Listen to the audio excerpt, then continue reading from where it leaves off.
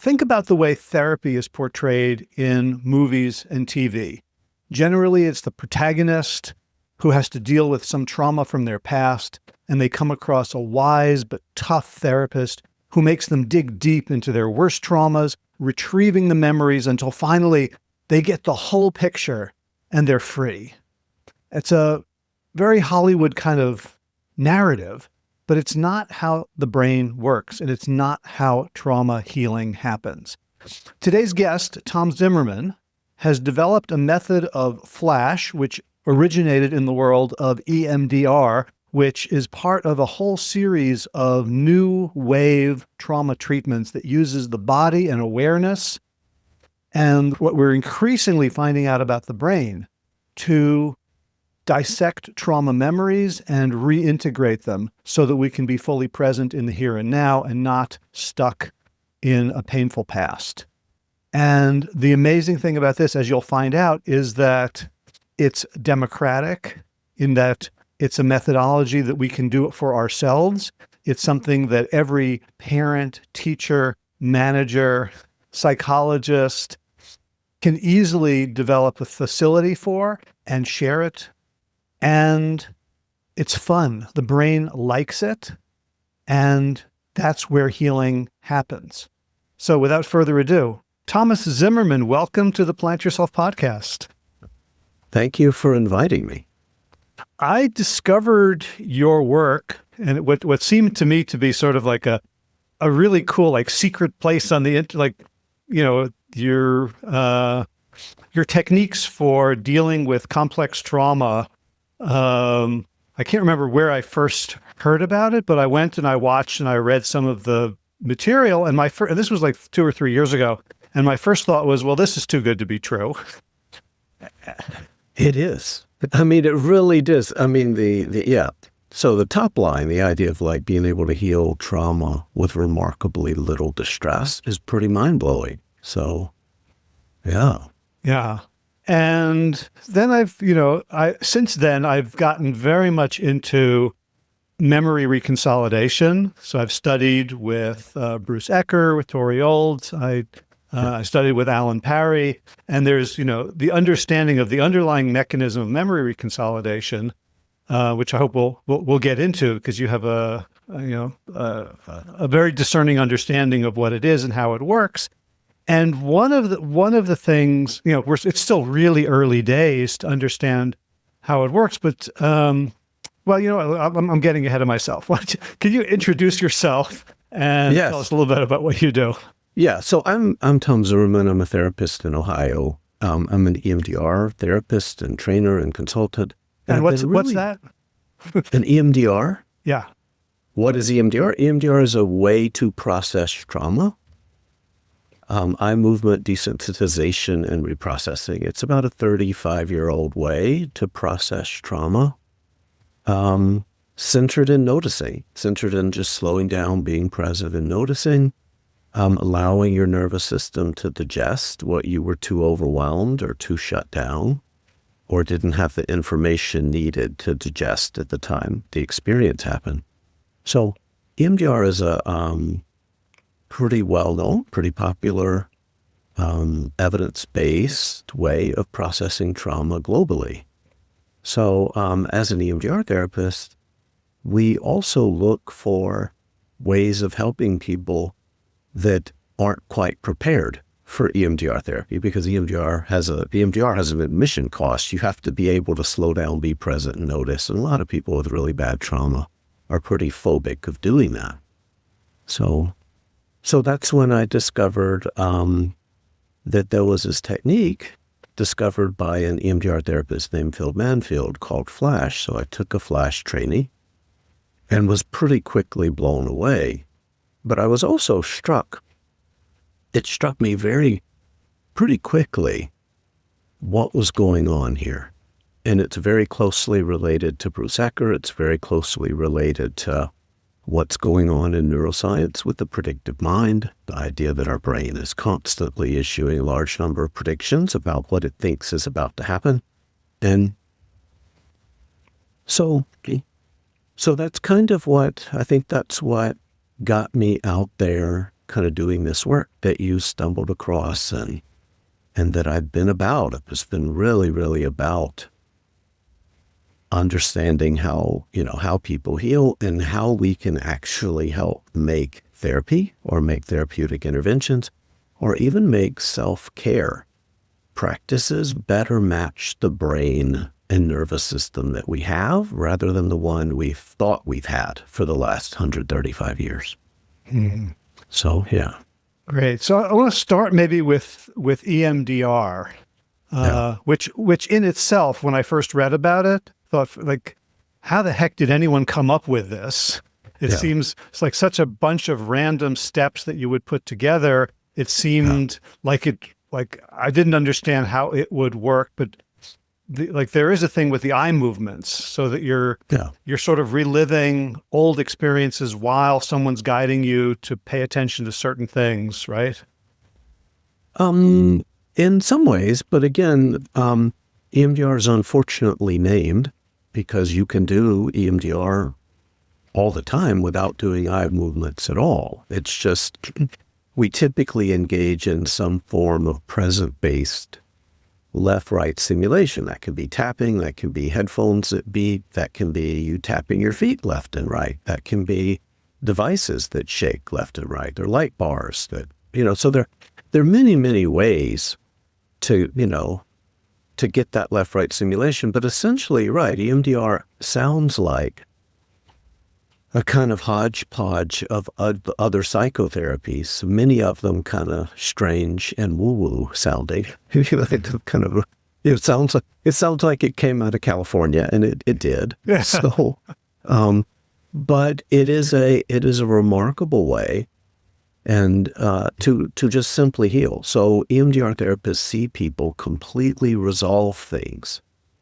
one memory at a time, all day long for their careers. So it's an amazing way to work, but it's especially challenging for people who really struggle activating tolerably in a way that they can slow down, be present, and notice.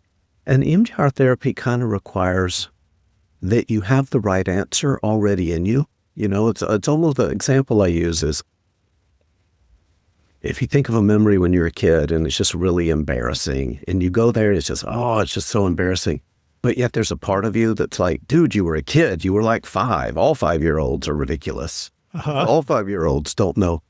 That disconnect, EMDR allows that to connect all day long.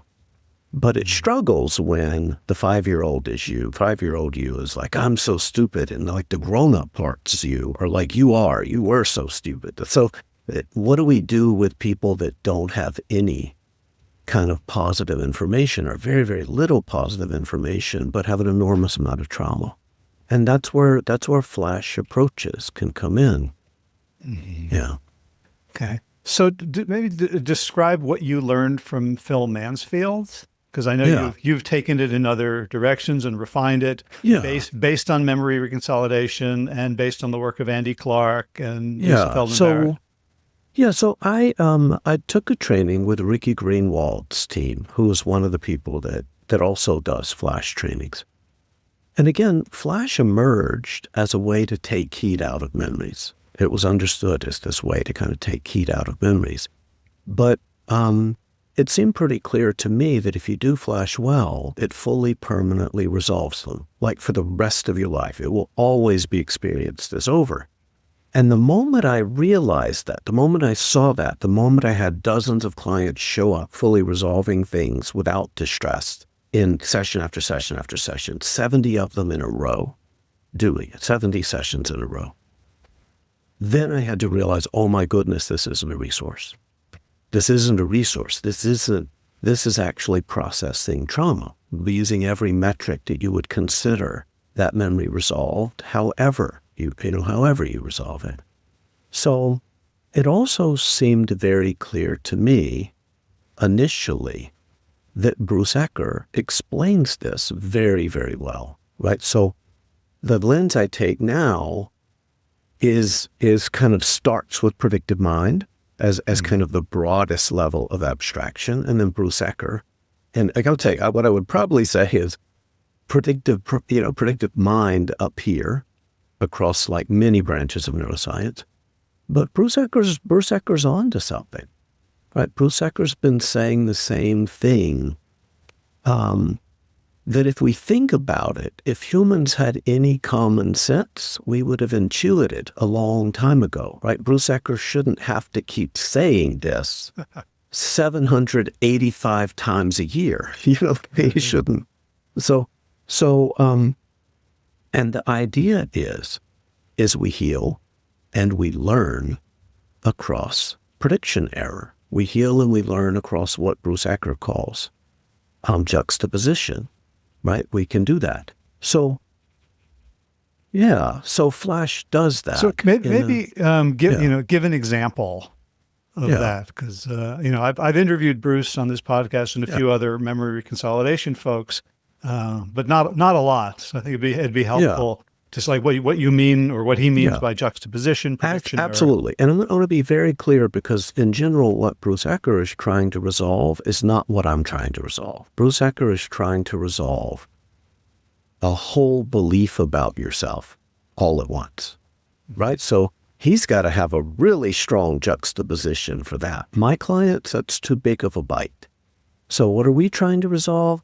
We're trying to resolve not even one memory in Flash. We're trying to resolve a tiny, tiny micro slice of a memory. So if in the memory your father's like, "You're so stupid," we're just getting this, just one little bitty tiny thing. So what I describe is like, it's like we're so used to thinking about a memory as being like a bowling ball that's either in awareness or not. You're either like touching it, it's either in working memory or not.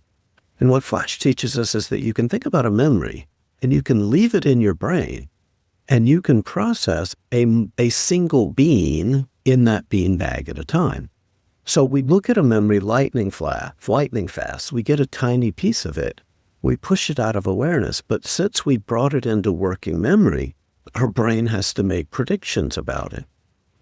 When you bring something into working memory, your brain has to make predictions about it.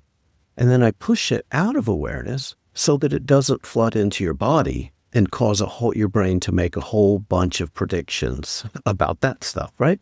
So we touch it the way you touch a hot skillet with a wet finger. And we push it out of awareness. And then we have back-to-back experiences in YouTube, for instance, of watching golden retrievers jump up and down, playing with tennis balls in fields of hay, right? And you're having an experience in your nervous system that disconfirms the expectation, not in the memory, but in that little bitty micro slice of it, right? So it's kind of like... And the expectation is that, to some extent, like, this is still happening, therefore my body has to flood with all of the processes and chemicals of stress, of fight or flight, to protect myself, to hide. Yes, but that's what always happens. But what's happening in Flash is different than that. Thus, the prediction error, right? So in Flash, we get such a small piece of the memory that your brain's like, this might not be safe. This is from territory that's normally not safe. But look, I'm having an experience of safety.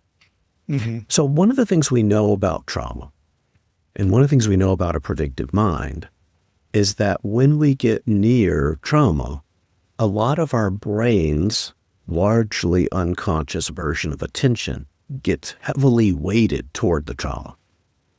And when that happens, we have the feeling, the affect, the worries, the thoughts, all of that stuff from the trauma. And that makes perfect sense, because those are aversive. Pay attention to this. This is important. Don't do that. Avoid that, right?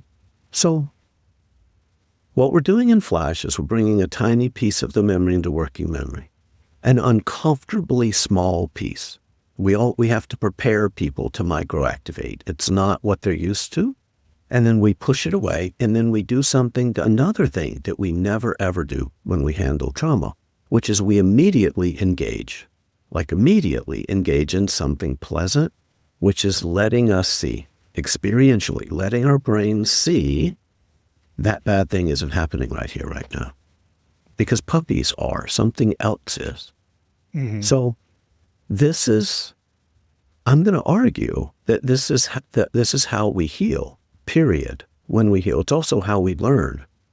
It's also how we grow. It's how we, so these processes of how we heal, the core elements of it are central to everything a brain does, right? I mean, our brain seems to be governed by model, prediction error, and weighting, or some version of attention. What are we attending to? And in all of the transformational trauma therapies, all of the therapies that have a really good chance of resolving a memory in a session or two permanently, the rest of your life, they all involve activation, and they differ in what I'm having you notice. All of them, right? So Flash is just having you notice something that's generating a very clear, very explicit disconfirmation of what your brain's expecting and what a lot of your predictions are. Right. So I'd love to tie this process to like the difference between what you're doing and what Bruce Ecker is doing. Yeah. In terms of, right, like the trauma that people arrive with or that they live with could be something like I never speak up in meetings and I've lost opportunities and or I keep sabotaging relationships. So, right, most people don't come because of a particular memory or set of memories, although, from PTSD, there's certain things that of course can, but, like most of the people that I deal with as a coach, I deal with human beings and we're all traumatized to some extent. Yeah. And it's usually sort of behavioral or emotional. And I'm curious how Flash ties that. If you start talking to someone and then shift from that into like, let's find a specific memory. Yeah. And how do we know that that's the memory or that's a memory that relates to this? Yeah. So I work with people with really, really significant lifelong trauma, and even healthy people. What they're presenting with the symptoms of learning. They're presenting with the sequela of learning, right? So we are surrounded by culture. So even healthy people, many of their presenting issues are the byproduct of learning. And a lot of it is adverse learning. So how do you find an individual memory that's relevant? Bruce Ecker's pretty good at that with relatively healthy people, finding a memory that like really does capture this belief about yourself. And then they construct an experience that really is a strong disconfirmation of that. So you activate something difficult and you sit with an experience that is different than the expectation in the bad memory. What's different with Bruce Ecker is trying to change a whole neighborhood all at once, right? A whole belief about yourself all at once. My clients have 55,000 memories, right? That may underlie the belief what I want doesn't matter, right? So I can't find a representative one there and process it, and then that belief's going to get better. Do you know what I mean? It's going to take months and months of work with people with complex trauma because there's 158,000 hours in childhood, and trauma isn't meant to be updated easily. So I'm in Flash. I'm painting with a very, very small paintbrush, a little extra fine paintbrush. We're updating not your whole schema all at once, but we're updating a little piece of a horrible memory, and then the next piece and the next piece. And by the end of the session, you've had new learning that has come from the resolution of that memory.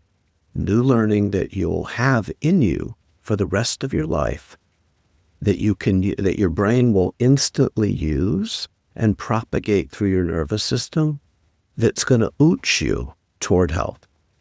So complex trauma is different than working with like people. Let me put it this way. People don't come to me ever and say, hey, I feel like I'm not leveling up to the next level of consciousness fast enough. Yeah. They come with a dumpster fire, right? They come with really life having been awful. So yeah. And again, as a trauma therapist, particularly with really, really significant lifelong trauma, every chance I get, I want to say this is not a brief approach to therapy. Recovery, if childhood was 158,000 hours, recovery is going to take some time. It's going to be your life's work, right? And it can get better, much better in the short term. But there's not a 2-week program for the recovery of complex trauma. And there shouldn't be, right? There shouldn't be. Right. I mean, that's one of the things that I thought about when I, discovered what you have been calling 4 blinks, what you're now calling predictive processing flash, is, my God, this is so amazing because it can really democratize therapy. Yeah. And this is really dangerous because someone's going to find this, repackage it, and market it way better than you or I could, and present it as the 10-minute cure. And people are going to be misled about its, its global efficacy. Yeah, and I don't know that we have any control over any of that. But my take is we've been trying to heal ourselves as a species forever. Right? If we kind of think about it, I mean, I can reflect on my life and see so many things that I've done to try to heal myself, to make sense of my past, to carry this in a more tolerable way, to love somebody, to try to make myself whole, to love myself, to try to make myself whole, to all these different ways that we've been trying to heal ourselves. And Flash works very, very well in therapy, in groups, in individual sessions, and it works very, very well as a self-administered exercise. So I can only control what I do, and I have no doubt that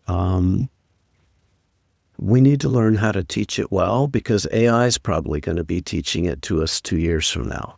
Right. Yeah. Right.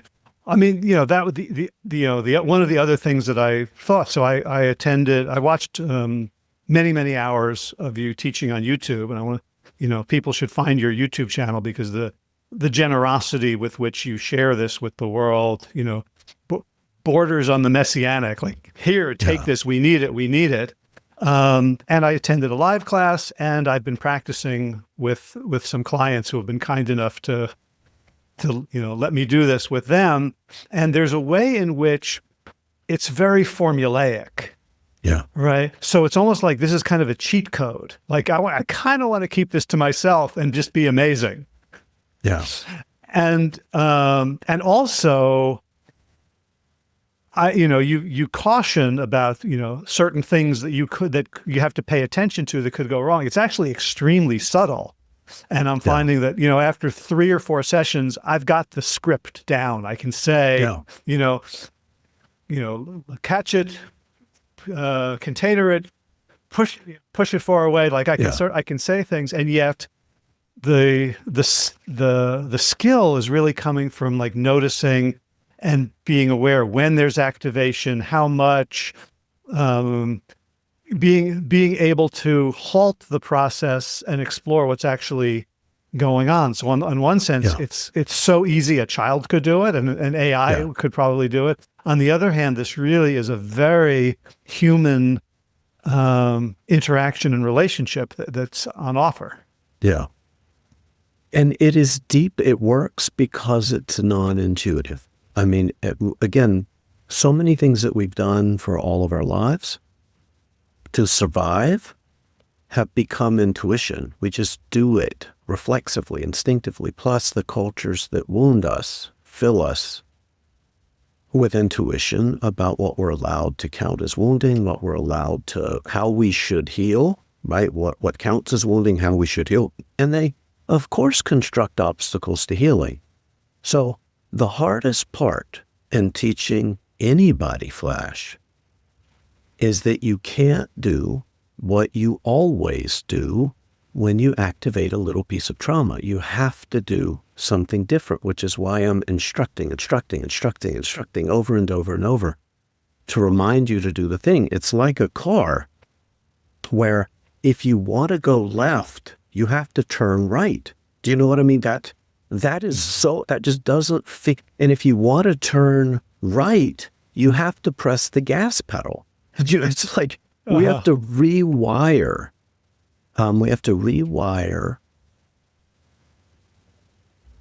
What we do when we try to heal, because what you need to survive requires one set of intuition. But what we need to heal is going to require a different set of intuition. They're different skill sets. They're toward a different end. So it's really hard. It's really hard when, especially in therapy, when we've been told that you have to come to therapy, told by Freud and Breuer 135 years ago, you have to come to therapy, have a certain type of catharsis with it. Well, what if you don't? What if you don't? What if you can heal watching babies laughing on YouTube? How elegant and how democratizing, how compatible with the Western ethos. If you were to put this, I jokingly say that if Flash were a restaurant, it'd be right next to a Taco Bell or you know what I mean? It's the kind of thing that can be everywhere and accessible. And it is the kind of thing that I believe has the potential to rescue ourselves as a species. Yeah, and so help people understand the difference between watching fun videos to distract ourselves, like most of us have an experience of just scrolling. I've gotten into, I've decided to go to learn, practice rucking, sort of walking with heavy weights on my back. And for the last 2 days, I've been watching video after video of people reviewing backpacks. And for me, that's like such a guilty pleasure. And it's just, when I let go of the guilt, it's just so much fun. Oh, look at this one, and look at these are Velcro, and this is And to me, that's escapism. So what's the difference between me doing that and having people in a Flash session watching their guilty pleasure videos that put them in a good mood? Yeah. Well, from that aspect of it alone, not much. But what's different is the other things I'm having you do.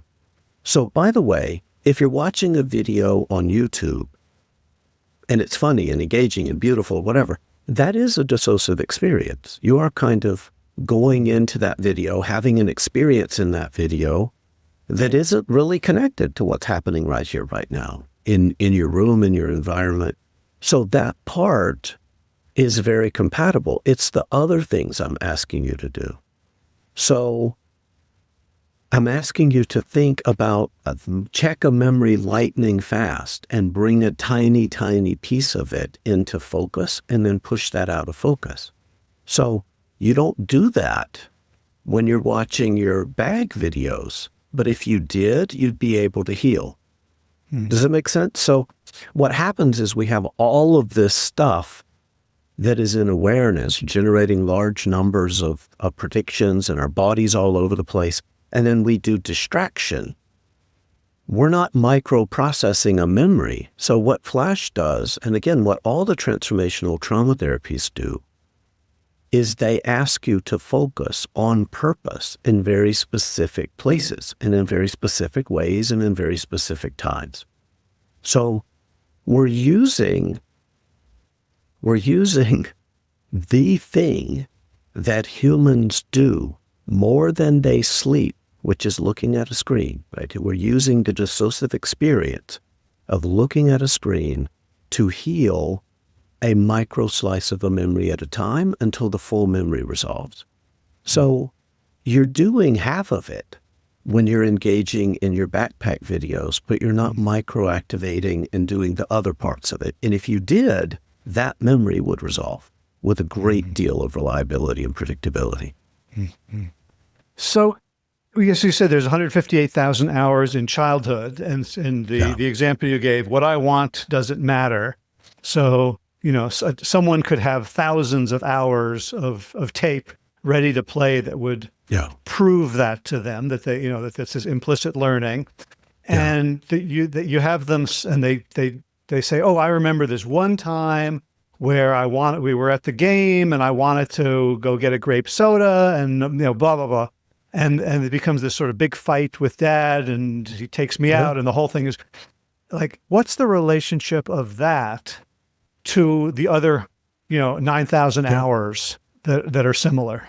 Yeah. So once we've done Flash for a little while on a few targets, I want to start floating it back to big things. And the big things, which tend to be representative, very often first and worst, are very representative in how our minds hold things, okay? So when you resolve, if you have thousands of memories that support a particular belief, if you can process the first, it may resolve many, many, many, many others that we never have to touch because new learning happens. Mm-hmm. And one of the things we know about the predictive mind is that new learning causes updates that trickle through the whole rest of your brain and the whole rest of your system. So we're causing very important, very relevant new learning. And it's not going to be, after we work on that first memory, it's not going to be that what I believe now, what I want matters. Not with complex trauma. With a relatively healthy person, absolutely.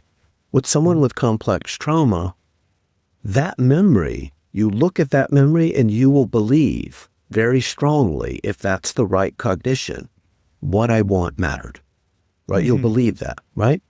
But related to the whole rest of your life, what you'll probably believe is it's easier for me to believe that what I want might matter, but I'm not there yet. So we work on more memories.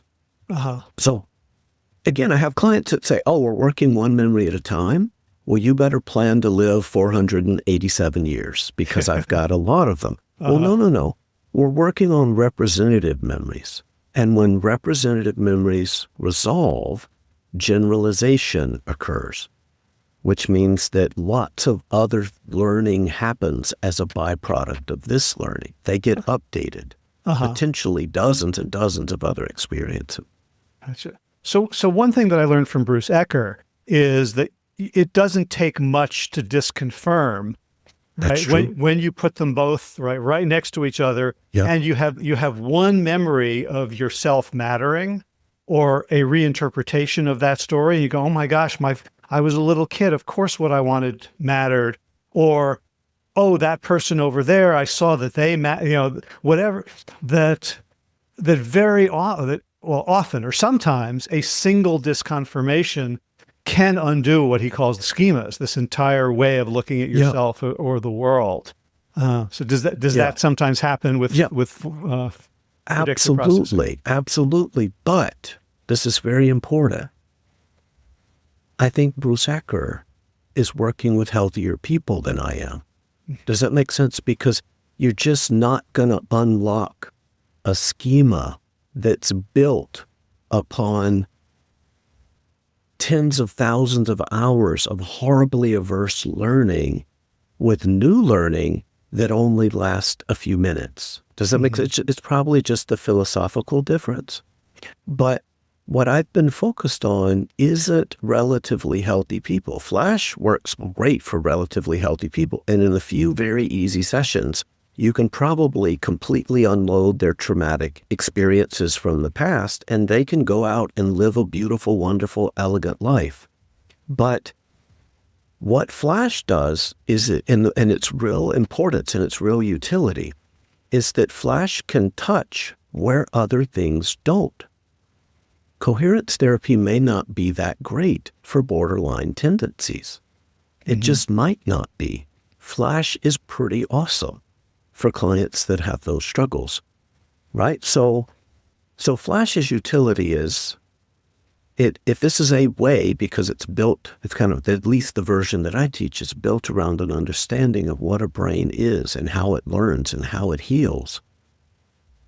We all need to be doing this. We need to teach this to our children and our parents and our grandparents, and right. We need this, right. We need the, ways of healing and reconciling ourselves with ourselves. So.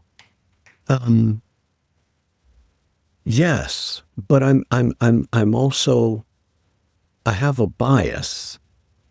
And again, even predictive processing suggests that if you have an enormous amount of learning, that learning isn't meant to be updated easily, right? Because we need to give it the right type of sensory disconfirmation. We need to give it the right type. We need to give it a very compelling, present-based reason to update the little piece of the model that you have of yourself in the world. Right. And these little updates can ooch toward big changes, really big life schema changes in a little bit of time. Yeah. I mean, one of the things that I'm wrestling with in Andy Clark's book, The Experience Machine, about his most recent book about the brain and predictive processing, is that one of the things he says is that our brains are updating all the time. Yeah. Like that's their one of their main jobs. And I think, I've thought of this for a while, sort of Bayesian updating, where you get, things keep happening and you get more and more confident in your predictions. But I don't feel like he really goes into the trauma literature in a way that was satisfying to me. So when I was reading that, I was studying Bruce Ecker. They didn't really talk to each other. I found on your YouTube channel a discussion of predictive processing, a book club with that, and I was like, okay, someone's putting this together for me. What is it about trauma that makes the brain stop updating? Yeah, because in order to update, you have to be present for what's happening now. Remember that in a predictive mind, you've got the generative model of the world, like the experiences of everything you've been through. You have the large flow of predictions that your brain is making, like potentially hundreds of thousands of them a second, about what it's about, what it thinks it's about to experience, or what it's about to sense. And then you have this big flow of potential prediction error when the sensory information doesn't match the predictions, okay? But the important piece here is precision weighting. So one of the things we know about trauma is that when you get near it, precision weighting shifts very, very heavily toward that little piece of your generative model, right? So the way we update is by having new experiences, but trauma shifts your brain's version of attention so strongly toward itself that you can't have a disconfirming experience. And what all the transformational trauma therapies do, whether it's parts work or EMDR 2.0 or Flash or brain spotting, any of those things that may really shift the memory, or I would argue coherence therapy, what they all share, that I'm asking you to attend to something. I'm asking you to put your attention on something that is different than what your brain wants to be generating from you. So basically, long story short, you're here enough, you're engaged enough in the sensory present for prediction error to happen, because the default is sensory confirmation. Because if I'm pulled into the bad memory, my predictive mind is generating predictions of unsafety, which are showing up in my body, flooding me with a confirmation of it's like a microphone feedback loop. It's like a microphone speaker feedback loop. So the moment we're pulled in, we're not here in the present enough to have a disconfirming experience to allow it to update. Yeah. So I'm thinking about what Andy Clark says about that. Not only is it not a disconfirmation, that our predictions often either color the world for us, so that Absolutely. if I feel like everyone hates me and I walk down the street, I will interpret faces as full of venality, Yes. or I will prepare myself to be hated and act in ways that will actually elicit those kinds of responses. Yes. And if your brain is trauma haunted, it's filled with just awful, awful, awful experiences. And it's filled with the ruminations, because I can't stress how bad rumination is for us. Rumination is basically dissociating into your generative model and having a new confirming experience that experience is true. Our brain doesn't distinguish the way we like to think that it does between internal experiences and actual external re-traumatization. Rumination is bad for us with a predictive mind. It's just bad.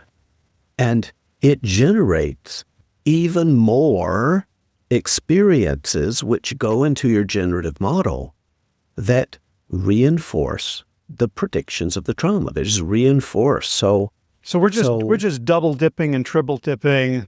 If this was a research study, we would get fired, right? Because we would get fired. We're just taking the same evidence, replaying it over and over again, and counting each one as a new experience. Exactly. Wow. And we don't have language for that. Does that make sense? We understand intuitively that rumination is bad, is not good for us. The predictive mind explains why. It explains why.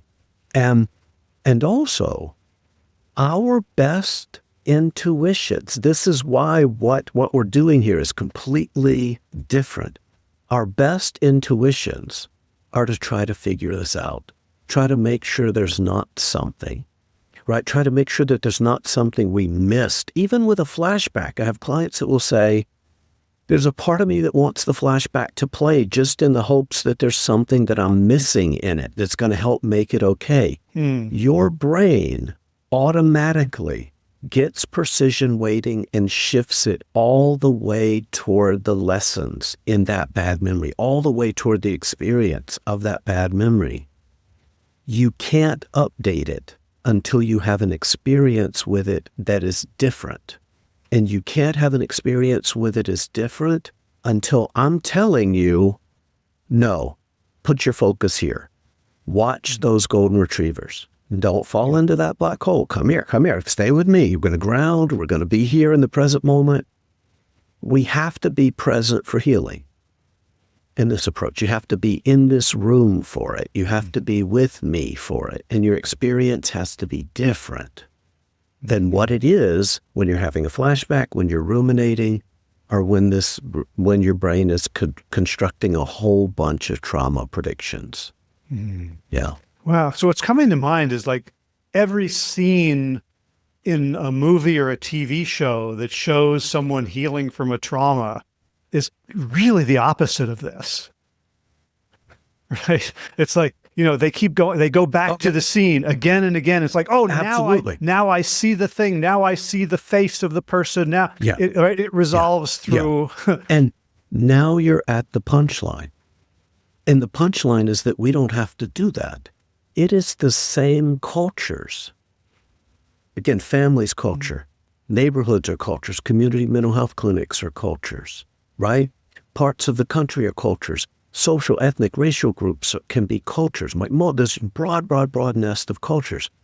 It is often the cultures that most traumatized us and wounded us that have given us rumination, that have taught us through media, through learning, through how you punish yourself, right? That give us the crap food to eat, that give us, you know what I mean? It's the same cultures that wounded us that construct obstacles to healing, right? So I'm looking at you, culture, for why? Because one of the big questions in trauma work is why life had to have been harder 20,000 years ago had to have been harder than it is now. Why is trauma so darn sticky now? Cultures. Cultures. We're being gaslit constantly by the same cultures that wounded us. Which is why healing yourself may be one of the true revolutionary acts an individual can do and still keep their freedom. It's like you can heal yourself. Maybe one of the only things you can do as an act of like really bold, defiant will and agency. Ooh, I think we got the title for this episode right there. That gave me some chills. Yeah. I'm having a thought. I have no idea if you want to follow it or have thoughts on it, but I'm very interested in, as someone who has been a victim of this culture for most of my life and gradually come to see that there are other options out there. This isn't the only way to be, and have leaned on indigenous scholars, authors, storytellers. Is there something in the, like human cultures have existed for a long time? Is there something that we know or suspect in sort of more indigenous cultures where healing happened, where through through some structures or rituals or understandings or stories or beliefs, that this happened naturally and we didn't have to invent a profession to do it? So you mentioned EMDR earlier. EMDR sounds weird, doesn't it, from our cultural intuition? We're going to activate a memory, slow down, be present, notice, and do this left-right stimulation. Well, a lot of us EMDR practitioners are like, wait a minute. What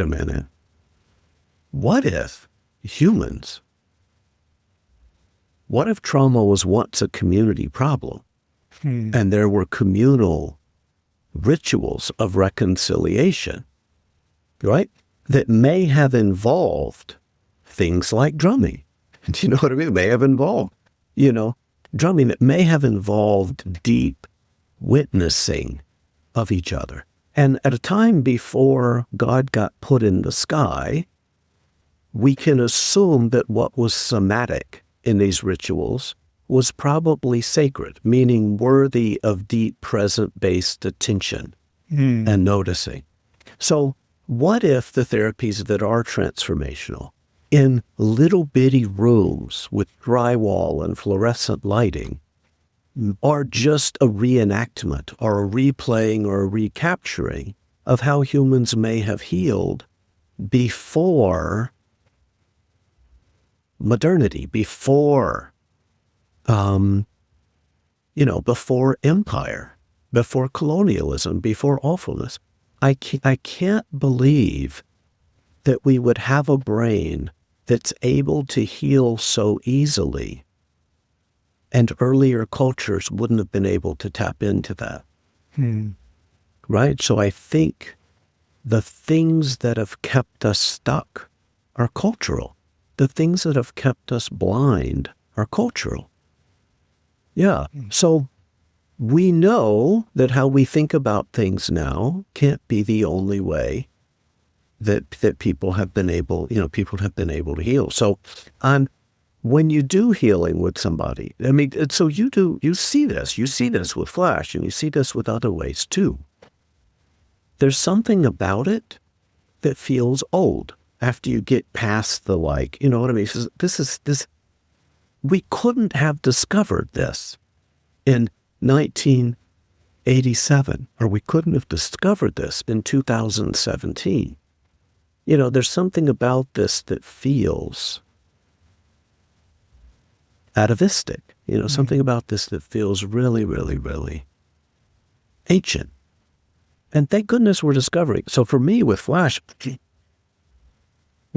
the moment I realized it was resolving memories, I'm like, oh, my goodness. Through all the bad moms, through all the bad men, through all the bad wars, through all the flu and epidemic weekends. Do you mean to tell me that healing is as easy as just taking a quick look at something and engaging and having a different experience right after that? Healing is that easy?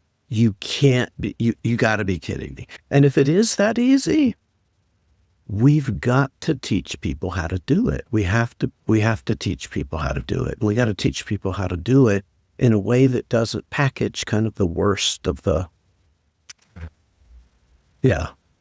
which is ironic because I'm like using YouTube to like spread the word, and I'm using YouTube to, show people, help people heal. But we have to use tools that are available to us. Yeah.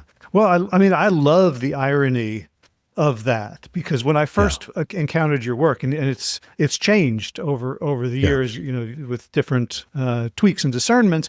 When I first encountered your work, you were talking about the calm scene exclusively. So something, and so I was working with a client of mine who's very spiritual, and he had a sense of the calm scene, what it should be. I don't know what it was, but I'm imagining something angelic or cosmic, or like an Alex Gray painting come to life on YouTube.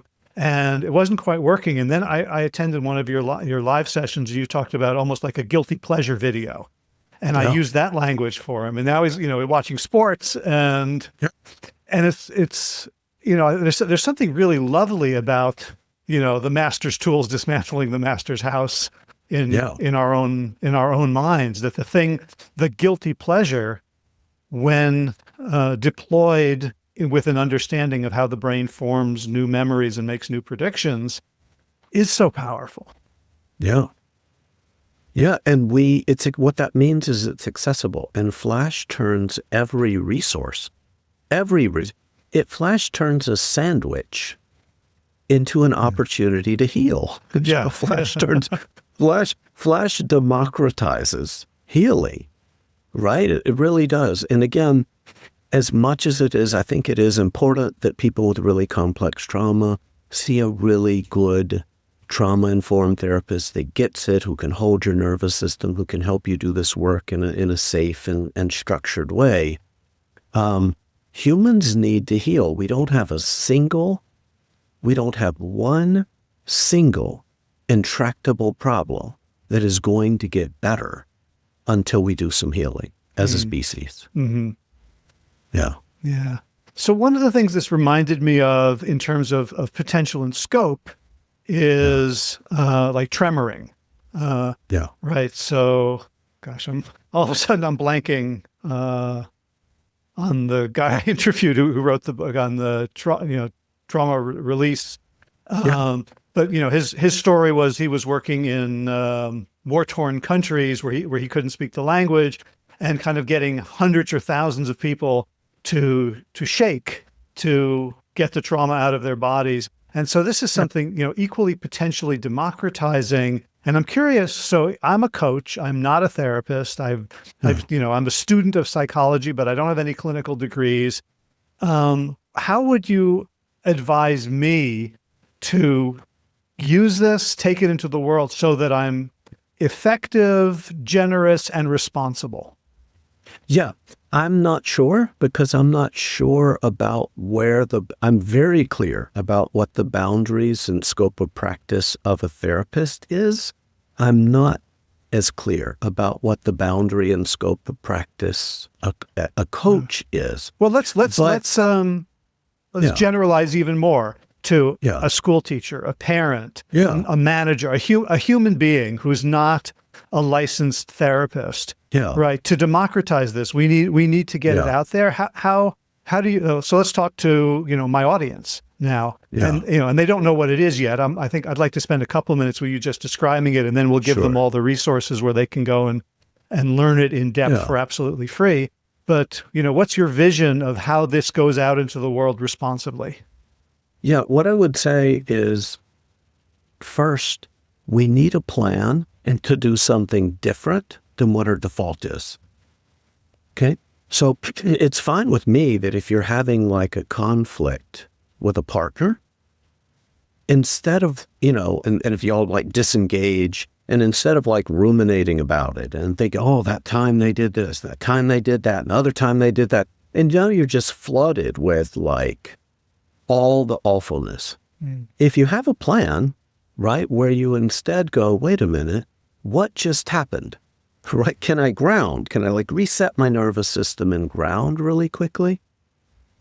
And then can I try to take a bite of what just happened at a time? Just a little bite of it. So I'm going to play this conversation, and I'm going to just stop the moment I find a little bit of a sore spot. Okay? And I'm going to push it out of my awareness, and then I'm going to get up, and I'm going to turn on my dance music, and I'm going to dance for a little while. Okay? And then I'm going to play that memory again till I find the next sore spot. And then I'm going to stop, and I'm going to turn on my dance music, and I'm going to dance a little more. Do you know what I mean? So many of us have noticed that if you go kind of heavy-hearted to yoga, or if you go with like something on your mind, we have a sense by the end of that class that some aspect of that has shifted. Like the whole thing hasn't, but the thing that we like went into the class with has shifted. Right. Does that make sense? So what you've just done is you've done a round of flash. So why don't you get the next bite and process the next piece in your yoga or in your dance or in your knitting or in your petting your dog or whatever it is, right? So one of the things I think Flash teaches us very, very clearly is that there's a lot of utility in trying to engage with a tiny piece of something and let that move through your nervous system before you digest the next piece, right? And again, we heal across prediction error. We heal across experiential mismatch. So again, you can heal while running. You can heal while hiking, right? You just need a structure to let things come into your mind different than how you by default let things come into your mind.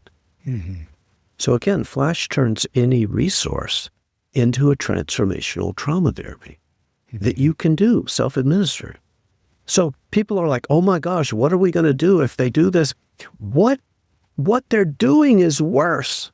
And doing Flash in a not great way is better than rumination in any kind of way, right? I'd rather, we have to stop trying to heal in ways that we've been gaslit internally, ways that we've been gaslit into believing might be productive. Rumination never, ever, ever, ever, ever is it result. I've never ruminated my way out of a trauma. I've never had a flashback and been, that's the guy with the knife, like they do in the movies. You know, in the movies, it's like you have the flashback. It's like, I see in the reflection of the mirror the guy in the knife, and now it's better because I could prosecute. That doesn't happen. So I think this begins with the idea that healing and learning can be fun. Healing and learning are going to require present-based sensory awareness, and that's a hard sell for a lot of people for whom bad things happened in the present and for whom noticing and being present with things in the present moment can be triggering. But we have YouTube. Do you know what I mean? We have YouTube. We have, yeah. So that idea of fun, you know, I moved to Spain 3 years ago, and I'm trying to learn Spanish, and there's a way in which my default programming is like, well, the more effort I put in, the more I'm going to learn. And of course, it turns out that's not the case at all. Yeah. That there's some part of me that's trying to direct my brain, the organ that keeps my pH within, microscopic homeostatic limit. Like, this brain is so smart. The part that I don't control, that I've never been able to identify with or connect. And it feels like, part of Flash is like trusting that part of the brain. Yeah. To, like, if it's having fun, it's something good is happening. Absolutely. And if it's having fun, you're probably here. Do you know what I mean? If you're having fun, that's a pretty good indicator that you're actually here, because here is what's generating the prediction error. It's what's generating the mismatch, right? So yeah, I can imagine, by the way, learning a language.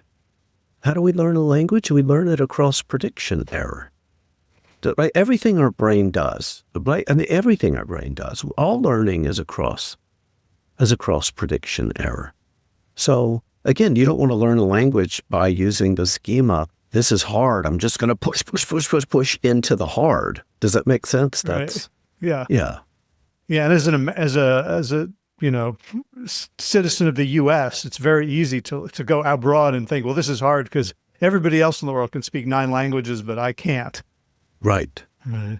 So so there's a lot of default blockages going on.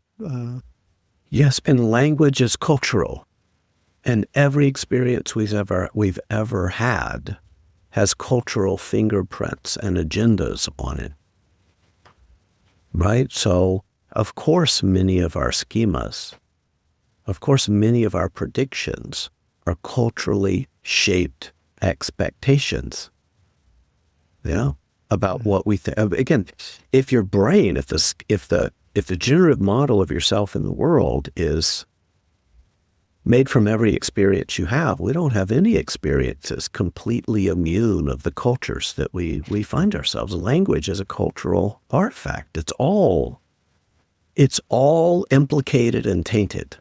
Yeah. Right. I remember when I first learned about ego depletion. Yeah. And this very, very strongly validated idea that, the more decision fatigue, the more you struggle for something, the less, willpower you have left for other things. And then I found this whole body of literature that that they don't find that phenomenon in cultures that don't believe in it.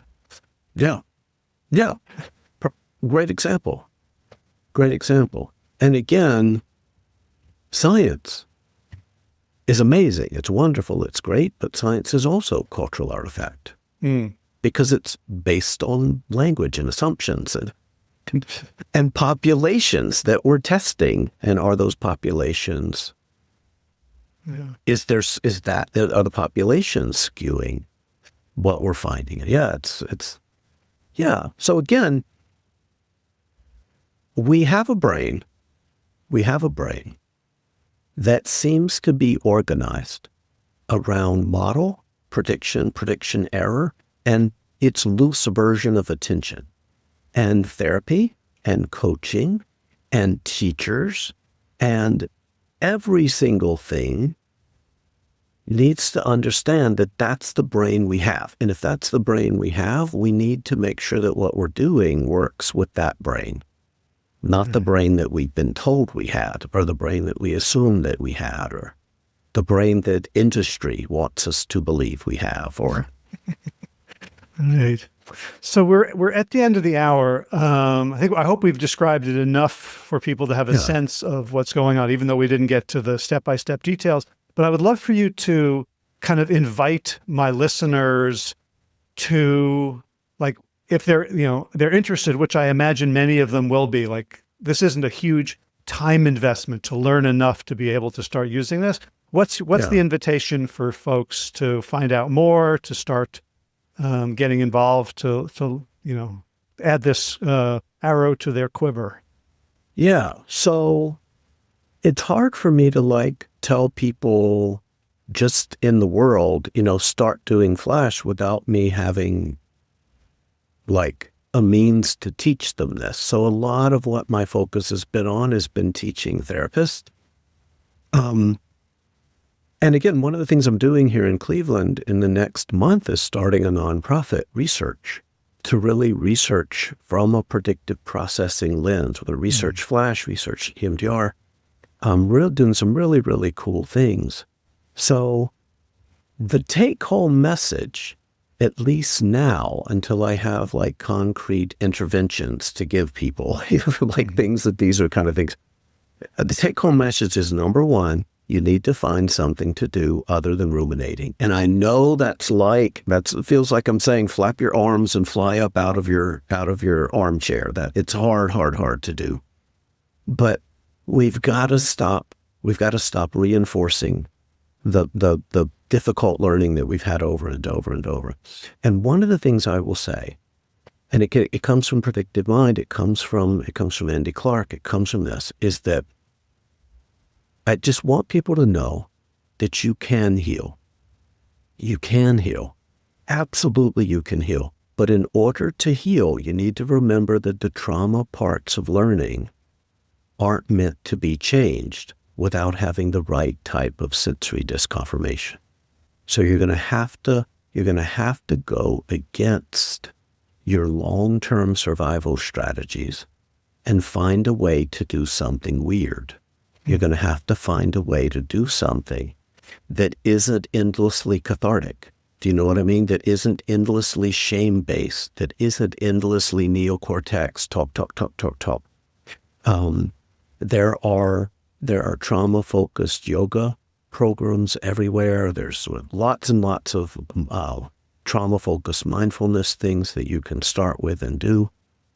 But I think we're going to figure this out. I just don't have a 3-minute, hey, do this and you can heal today program. Sure.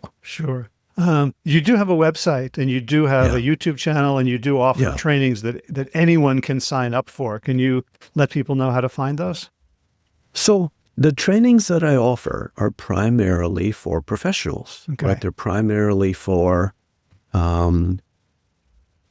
people that work directly with other people.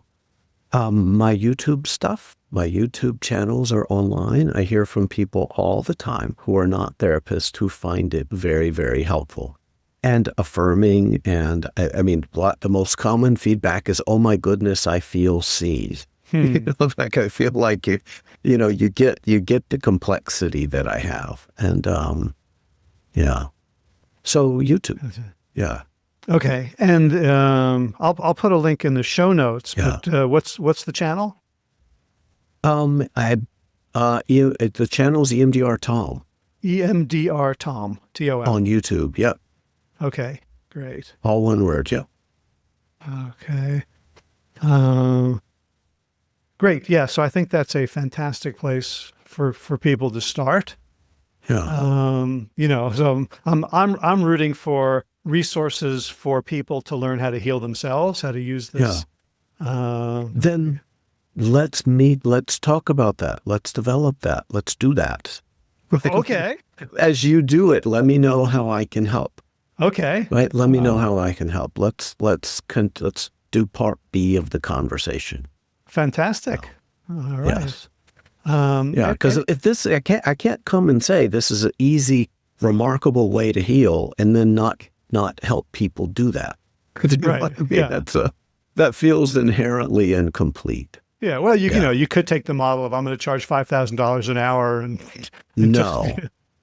Oh no. Gate kept therapies are not what I'm up to. Right. No. So, yeah.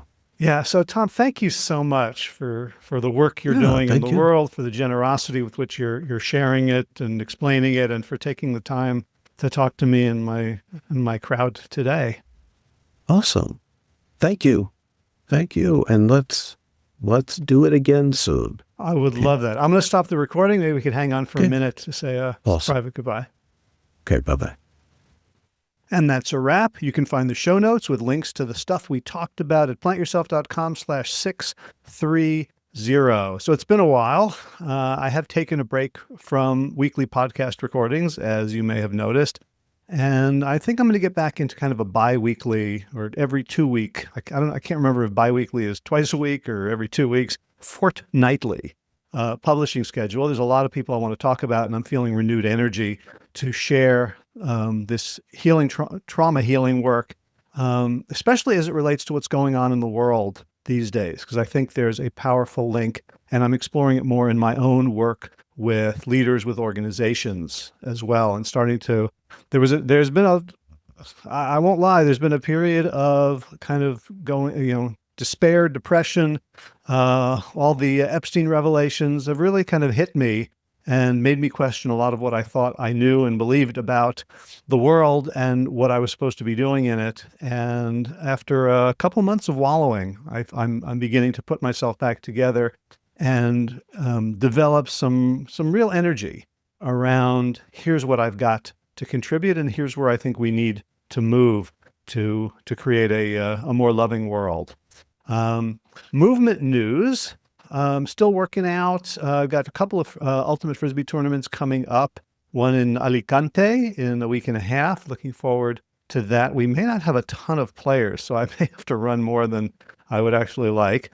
But the other thing I've added, and I've done it once, but I'm starting to build up the schedule for it. I'm going to go do it today as well, is rucking. And if you haven't heard of that, rucking is just like walking with a rucksack, which is I guess a European term for a backpack, but it's not, your little computer bag or a fancy Osprey day pack.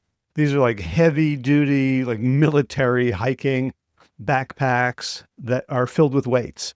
And the idea is, so I've been a runner for a long time, and my knee's been bothering me and ankles, and running has not been my friend lately. And as a result, I haven't done as much movement and cardio as I would like. And rucking is walking, but with weights, and typically weights in a backpack so that it kind of forces my posture upright against, the pull of the computer turtling.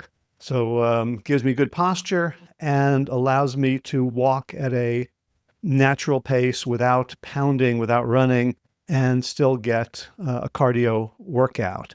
So right now I'm just loading water bottles into a backpack. It's not perfect. The weight is a little bit low down my spine. The weight from the backpack is far away relatively from my spine. So I'm looking at other alternatives to make it more comfortable and safer, but I'm very excited about adding it to my movement routine. That's about it for me. Wishing you all a great week, and as always, be well, my friends.